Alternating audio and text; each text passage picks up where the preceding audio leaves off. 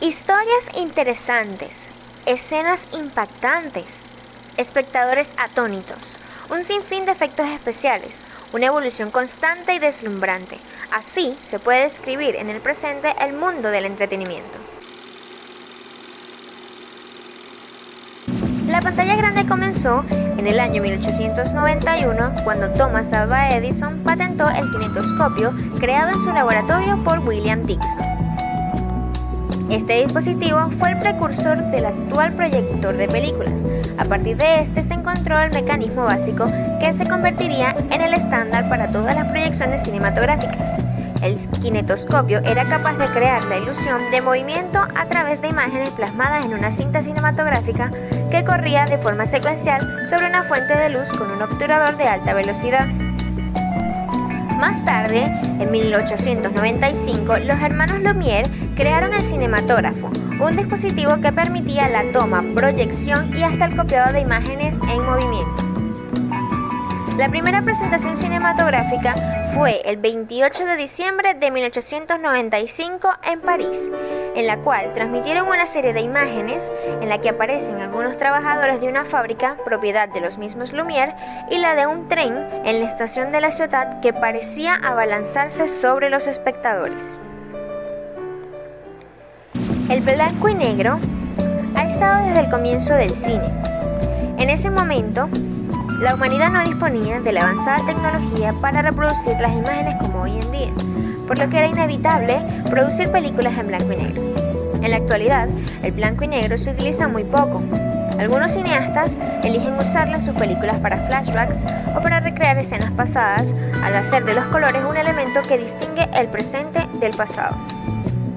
El cine mudo contenía ciertos elementos característicos, como títulos impresos que sustituían el diálogo, ya que no contaban con audio y se encargaban de dar a entender conversaciones importantes durante el film.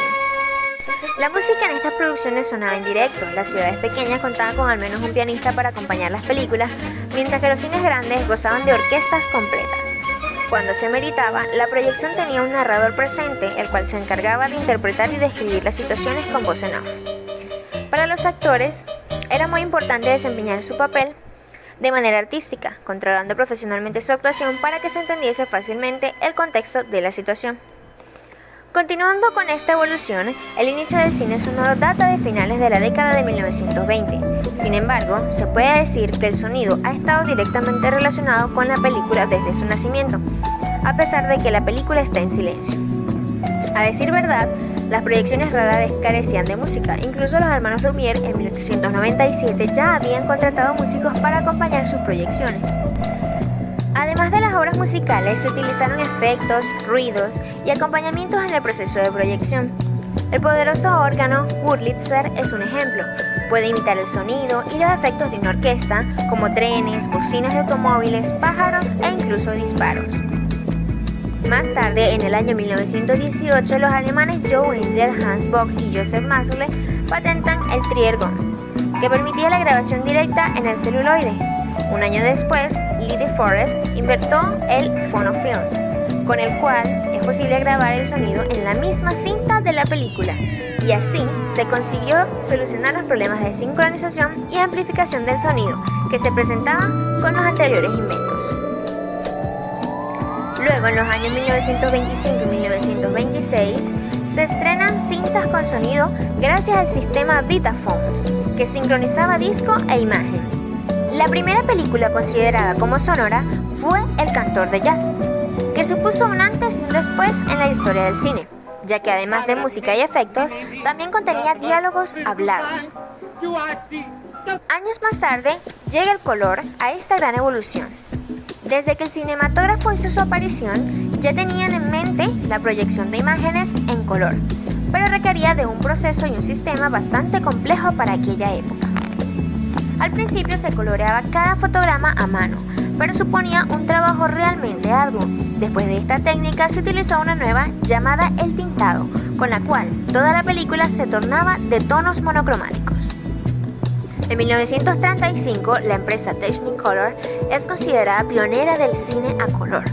Sin embargo, la empresa Kodak comercializó la película Kodachrome, en la que el color se puede obtener con cualquier cámara. Más tarde, las dos firmas, la de Technicolor y la Kodak, firmaron un convenio por el que Technicolor obtuvo la exclusividad de la película profesional y el Kodachrome, con la que las personas con posibilidades económicas podían filmar sus películas. Ángulos y planos en el cine.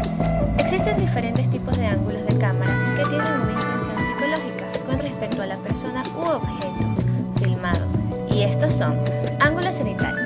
La cámara está ubicada por encima del objeto o el escenario que se quiere retratar, con un ángulo de 90 grados, es decir, se obtiene un campo de visión orientado de arriba hacia abajo, dando la sensación de omnipresencia, como si alguien estuviera observando todo desde las alturas. Ángulo picado. Es un poco más bajo que el plano cenital, formando un ángulo de 45 grados. Es usado para demostrar que una persona es inferior, indefensa, o para generar empatía y lástima o inseguridad con el personaje. Ángulo normal. Es un plano que sitúa la cámara justo frente al sujeto y a la altura de los ojos. Es el más bajo y muestra casi por completo las características de un objeto o persona.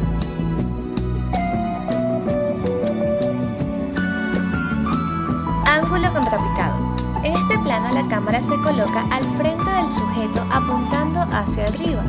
A diferencia del picado, donde el personaje se puede ver inferior, en el plano contrapicado los personajes emiten grandeza, seguridad y control. Es muy utilizado para plasmar a los antagonistas de una historia. Ángulo nadir. Es el opuesto al plano cenital. La cámara se sitúa totalmente por debajo de los objetos, dándonos un campo de visión orientado de abajo hacia arriba, el cual puede aportar vértigo o dramatismo a una escena. Tipos de planos fotográficos. El gran plano general muestra un gran escenario o una multitud. El sujeto o no está o bien queda diluido en el entorno, lejano, perdido o pequeño. Plano general. Muestra con detalle el entorno que rodea al sujeto o al objeto, como un amplio escenario. Plano americano. El encuadre va desde la cabeza, puede tener aire por encima, hasta justo por debajo de las rodillas. Plano medio. En el caso del plano medio, el encuadre iría desde la cabeza hasta la cintura de los objetos. Este plano permite transmitir relaciones interpersonales. Primer plano. El plano se cortaría por los hombros del actor, quedando la atención sobre el rostro y el cuello. Se utiliza para mostrar las emociones del personaje. Primerísimo plano. Este encuadre capta el rostro desde el mentón hasta la parte superior de la cabeza. Es usado cuando se quiere transmitir la reacción facial más mínima del personaje. Plano detalle. Este plano se utiliza cuando se quiere destacar algún objeto concreto dentro de la trama. Seguimiento. Consiste en un desplazamiento de la cámara variando la posición de su eje en un espacio tridimensional. Panorámica.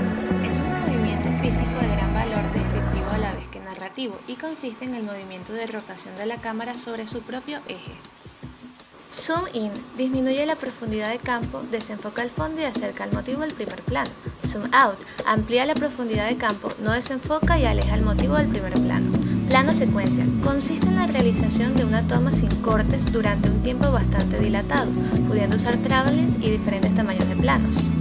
Tipos de montaje. Montaje narrativo.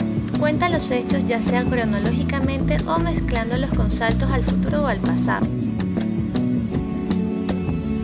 Montaje ideológico. Se utiliza para demostrar las emociones basándose en símbolos, gestos y más.